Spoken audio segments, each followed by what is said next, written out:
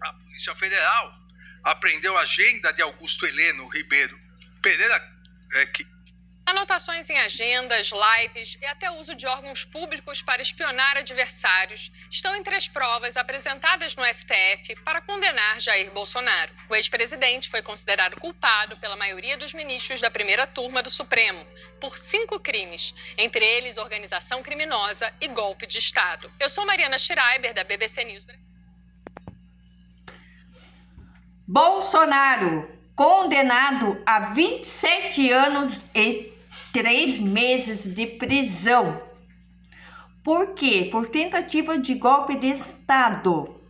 Segundo o ministro Alexandre de Moraes, o relator do caso, ele diz que anotações, lives, foram fundamentais para as provas de que Bolsonaro queria se perpetuar no poder. E ele fala também que foi usado a BIM paralela para poder monitorar pessoas, adversários, onde ele poderia atentar contra o poder judiciário e também fazer com que as pessoas desacreditassem da justiça eleitoral. E posteriormente, Carla Zambelli foi denominada a pessoa, e também o Ramage, Alexandre Ramage, ele tinha toda uma anotação de como seria esta tentativa de golpe de Estado, porque teve todo um planejamento, uma organização para conseguir realizar essa tentativa de golpe de Estado. O ministro Alexandre de Moraes diz que a Carla Zambelli, contratando o hacker Walter Delgatti, que está preso por invadir o sistema judiciário do Brasil, e também a Carla Zambelli, que está presa por 10 anos, condenada por invadir o sistema eleitoral do Brasil, ele diz que o uso de todas essas ferramentas para poder atacar o sistema de votação, atacar o judiciário e as instituições do Brasil. Essas anotações encontradas tanto com Ramage como com Bolsonaro, as lives que Bolsonaro fazia para induzir as pessoas a duvidar da eleição, da credibilidade das eleições, ele fazia isso maciçamente para que as pessoas pensassem que as urnas eletrônicas não estavam corretas, que havia golpe ali. Este era um princípio que ele usava nas suas lives. Ele também induzia o pessoal a fazer manifestações em frente aos quartéis. E eles pediam intervenção militar. A Carla Zambelli nega que ela tenha mandado o hacker Walter Delgatti invadir o sistema de eleição do Brasil, mas as provas levam ao Delgatti, e Bolsonaro, nas suas lives, ele sempre fazia desinformações e atacava o sistema judiciário do Brasil, onde ele fazia com que as pessoas acreditassem que o próprio governo estava contra o povo brasileiro, que na verdade não está. Quando Bolsonaro fazia as lives, ele sempre atacava o poder judiciário, ele sempre falava que existia fraudes nas urnas eletrônicas, sendo que o presidente do PL, Valdemar Costa Neto, ele fez uma investigação nas urnas eletrônicas e foi constatado que não havia fraude nenhuma. E Bolsonaro sempre soube que nunca houve fraude nas urnas eletrônicas.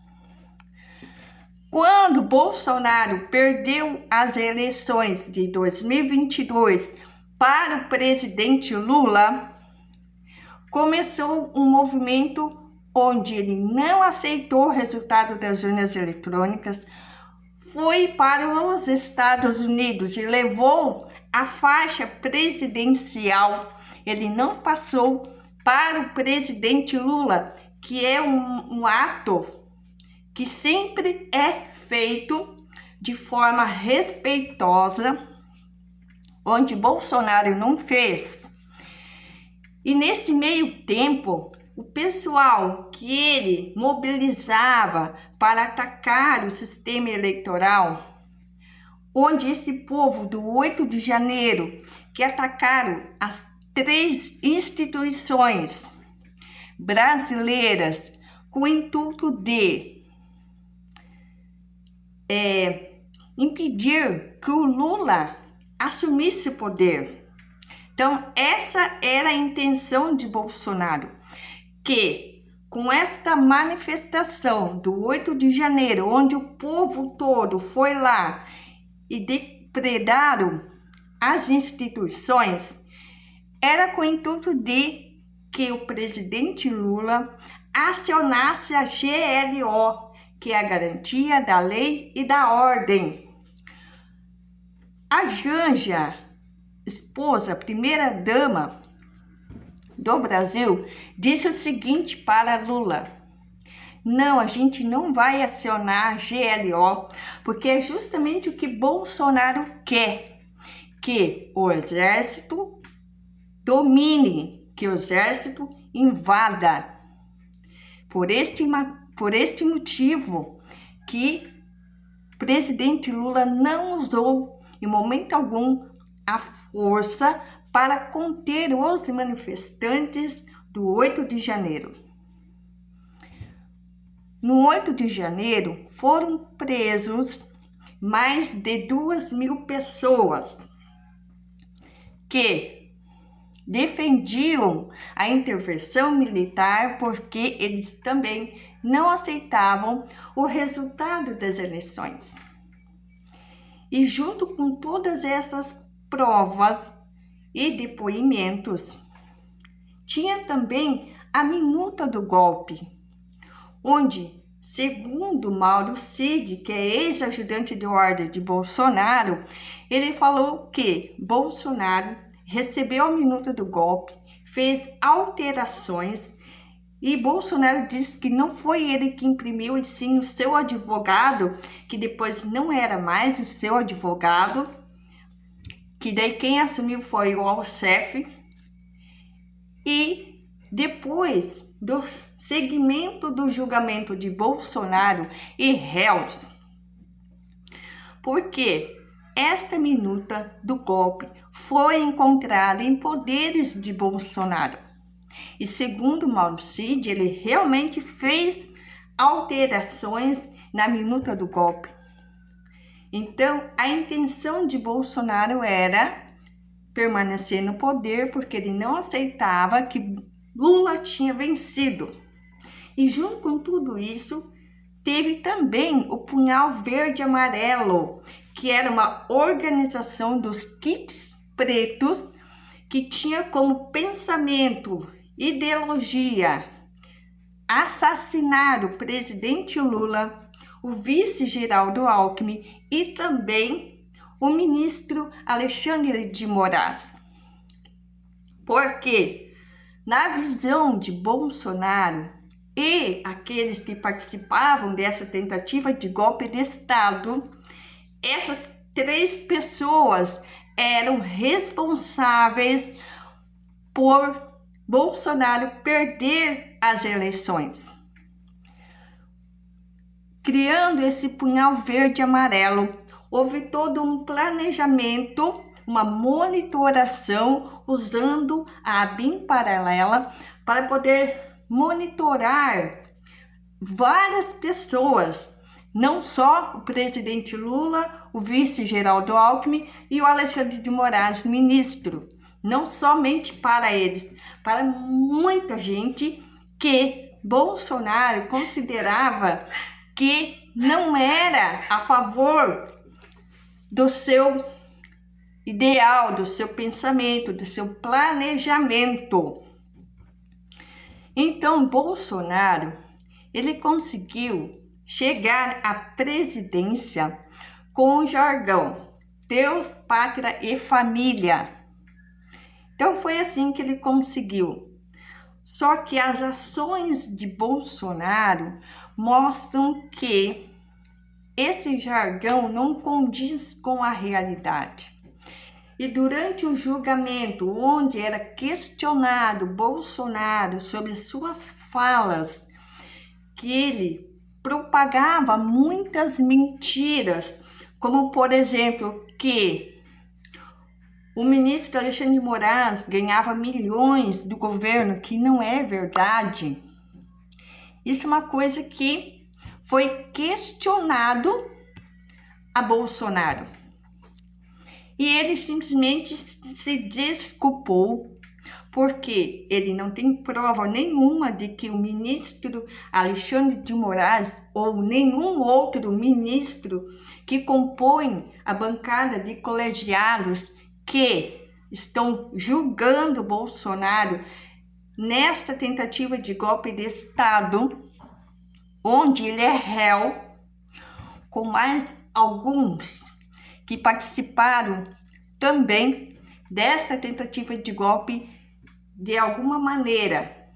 Ou seja, cada membro desta organização criminosa, segundo a Polícia Federal, que foi toda uma organização para que Bolsonaro se perpetuasse no poder, e eles queriam tirar o presidente Lula, anular as votações de 2022 e que fizesse uma nova votação, onde eles pretendiam manipular a votação usando o hack Walter Delgatti, sendo que o hack falou que ele não poderia alterar nada no sistema eleitoral, porque lá não funciona online, é offline, não existe internet.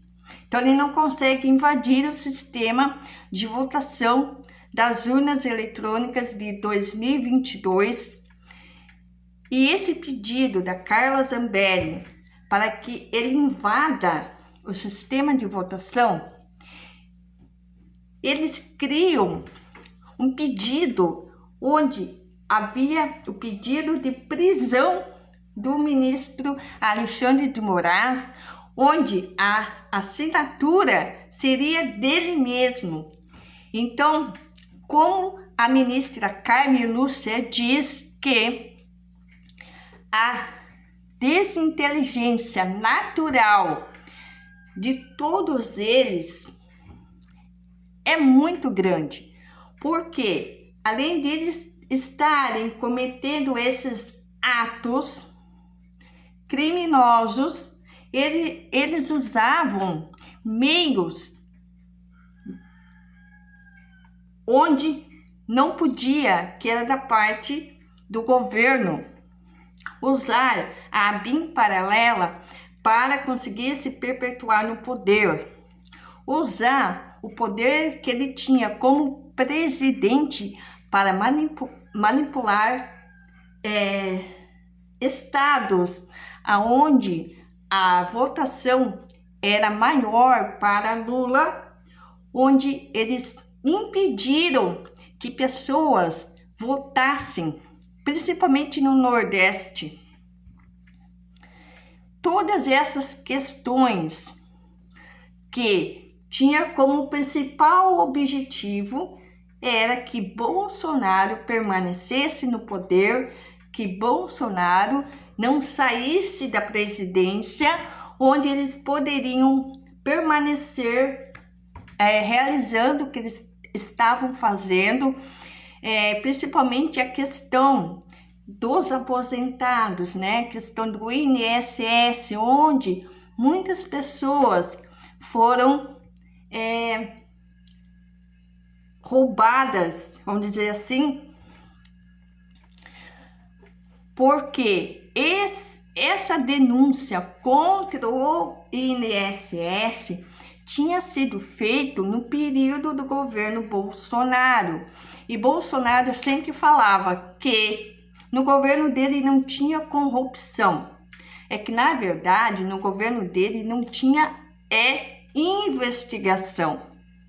Ou seja, acontecia muito desvio de dinheiro em vários estados do Brasil. E ele sabia de todos esses esquemas de desvio de dinheiro. Tanto até que teve prefeitos que falaram que receberam dinheiro de Bolsonaro sem a menos ter pedido. E outra questão é que, quando a prefeitura precisa realizar um projeto, ele tem que solicitar um pedido e dizer para onde vai, quanto vai gastar, e tudo isso não acontecia no governo Bolsonaro. Por este motivo que agora estamos em 2025, de lá para cá, muitos políticos foram presos, literalmente presos por corrupção, por desvio de dinheiro.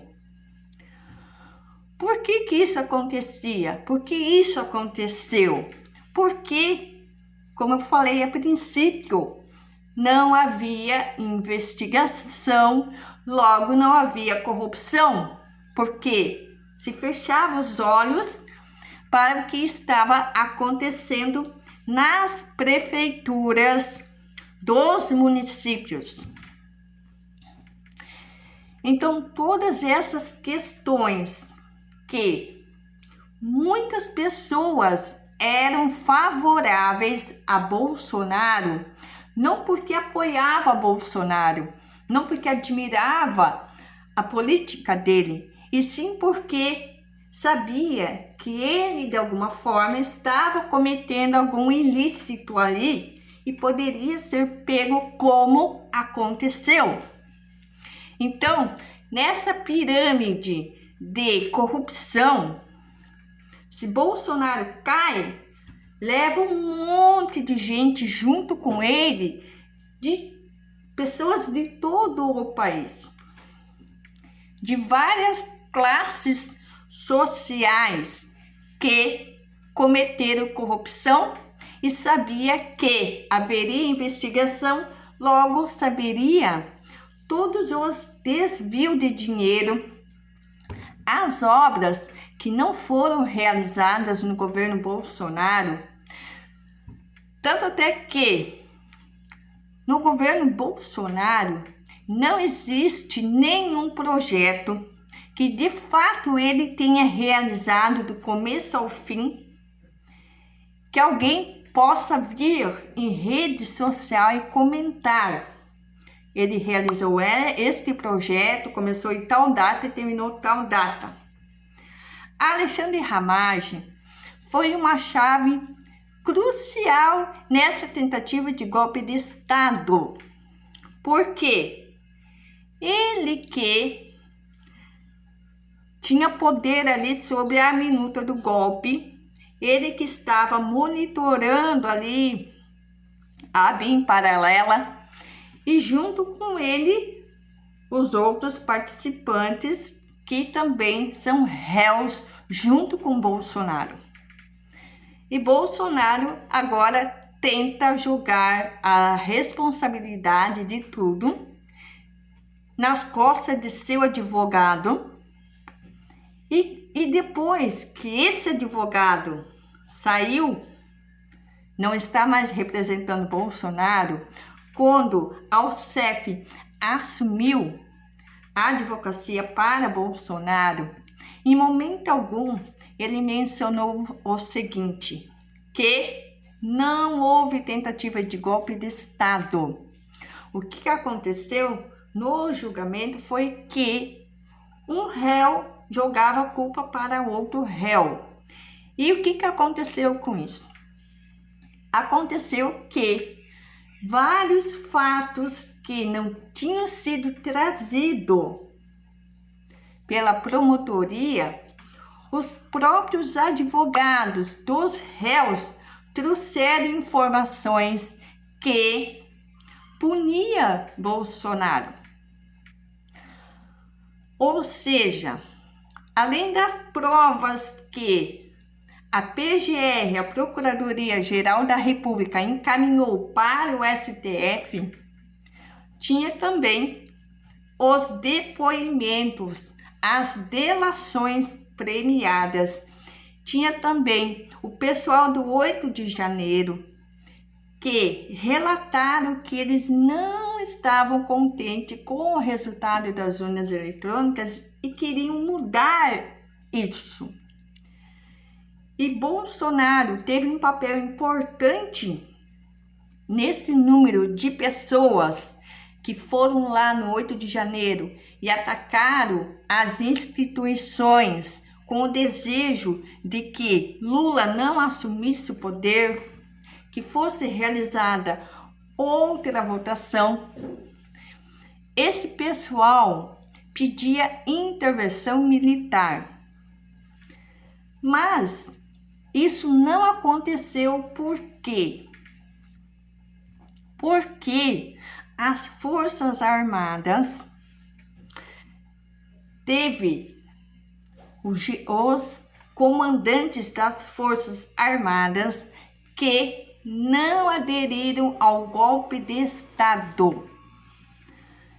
E teve também um que mencionou, se Bolsonaro continuasse com esta fala dele de intervenção militar, tentativa de golpe de Estado, ele poderia conter Bolsonaro. Por este motivo que Bolsonaro ficou caladinho lá nos Estados Unidos, enquanto o pessoal do 8 de janeiro estava aqui no Brasil presos, no 8 de janeiro, pedindo para que Bolsonaro ajudasse eles, que Bolsonaro fizesse alguma coisa para eles, por eles. Depois de todo esse tempo, esse povo ficou preso, porque alguns aceitaram acordo da justiça e outros não aceitaram acordo nenhum e permaneceram presos por esse atentado do 8 de janeiro. Agora, no final do julgamento de Bolsonaro, que eles começaram a pedir anistia para o povo do 8 de janeiro, que até então eles não tinham nem se manifestado.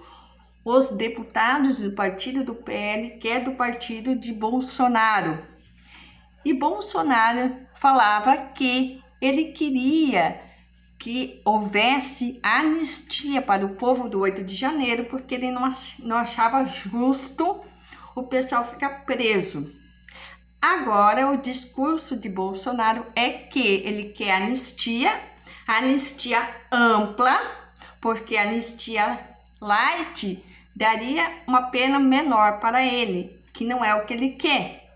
Ele quer anistia ampla, onde ele estaria livre de qualquer acusação de tentativa de golpe de Estado.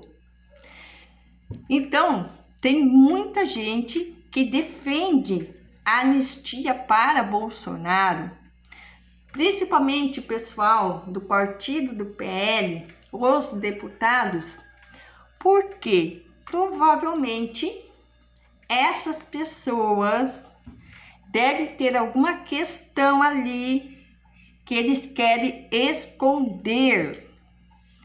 Porque todos aqueles que estavam envolvidos em corrupção foram encontrados a partir de denúncias e investigação, que é o caso de Bolsonaro e réus. E a maior preocupação deles é que, se não houver anistia para Bolsonaro, logo, lá na frente, não haverá para eles também. E outro lado apoia que tem que haver punições para o crime de tentativa de golpe de Estado, organização criminosa, porque esse ataque às instituições nada mais é do que um ataque à democracia do Brasil.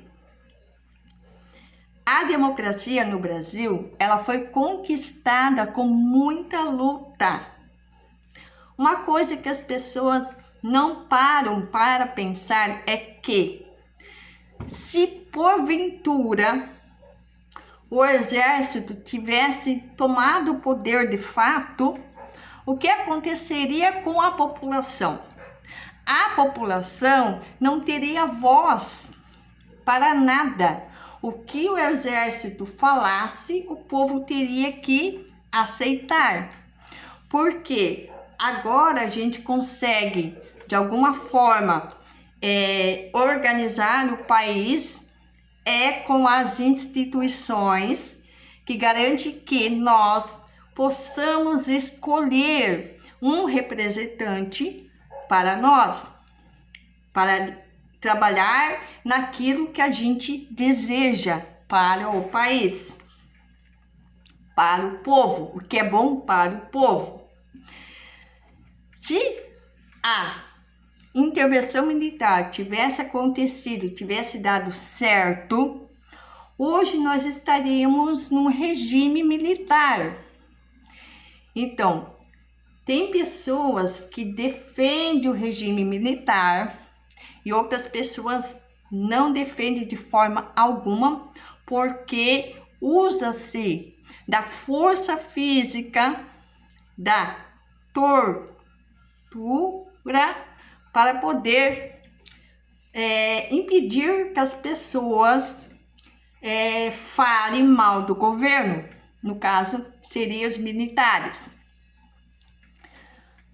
Hoje a gente vê um cenário onde que os deputados que, segundo a justiça brasileira, revela que eles propagaram fake news, propagaram desinformação, ataque ao sistema democrático de direito, ataque às instituições, principalmente o judiciário, com desinformação, onde esses deputados tiveram que pagar multa de R$30 mil.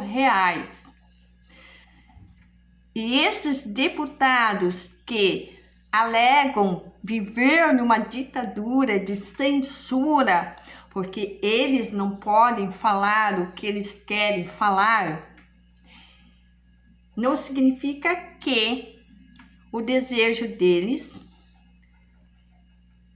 a desinformação em relação ao sistema eleitoral, a desinformação que gera pânico no país, que gera desastres financeiros para muitas pessoas, baseada nessas desinformações criadas por esses deputados que não medem a consequência da sua fala.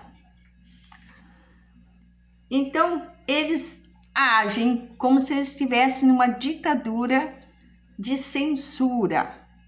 Só que eles têm sim liberdade para expressar o que eles desejam expressar.